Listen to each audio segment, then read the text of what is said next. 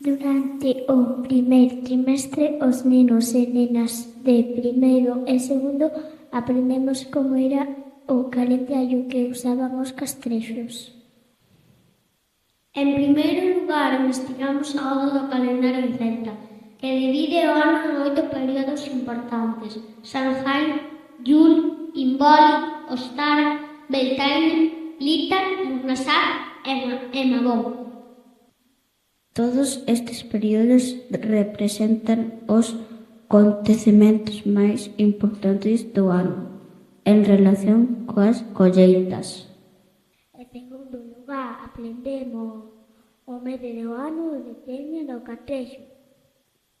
Os meses do ano son Samonios, Dumanosios, Riuros, Anagancio, Ogronios, Cutios, Diamonios, Semibisonis, Equos, Elembivos, Aedrinios e Cántidos. Estes nomes que nos resultaron tan complicados e extraños en realidade eran moi significativos, pois cada nome representa perfectamente cada mes. Por exemplo, Dreinios, agosto significa lume, simboliza calor desta época do ano.